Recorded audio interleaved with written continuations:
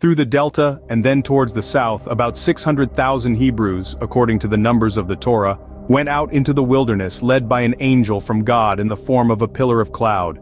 Pharaoh and his army came out after them, which sparked fear and panic among the people walking in the wilderness, especially after they found the sea in front of them, and Pharaoh's army behind them. However, God commanded Moses to strike the sea with his staff. And Moses stretched out his hand over the sea, and the Lord caused the sea to move with a strong east wind all night, and made the sea a dry land, and the waters were divided, and the children of Israel entered into the midst of the sea, on dry land, and the waters were a wall to them, on their right and on their left. And the Egyptians followed them, and all Pharaoh's horses, chariots, and horsemen followed them into the middle of the sea.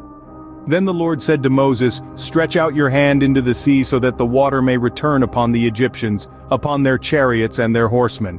So Moses stretched out his hand over the sea, and the sea returned to its permanent state when the morning came.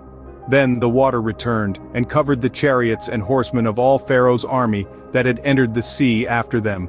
And Israel saw the great deed that the Lord had done to the Egyptians, and the people feared the Lord and believed in the Lord and in his servant Moses.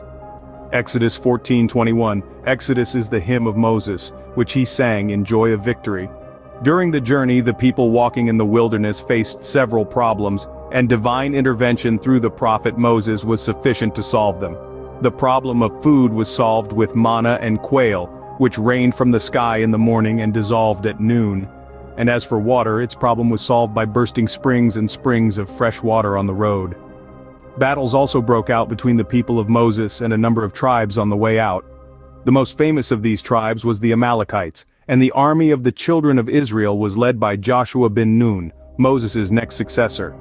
God had commanded Moses to stand on top of a hill within his hand, the staff with which he parted the sea, so as long as his hand was raised, the children of Israel advanced, and whenever Moses lowered his hand, the Amalekites advanced.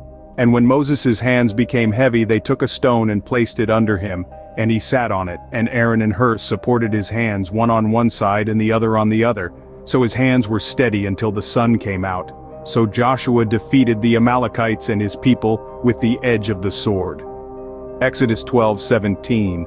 The summary and wisdom of the divine command is that the children of Israel did not achieve victory by their own strength, but by the power of God.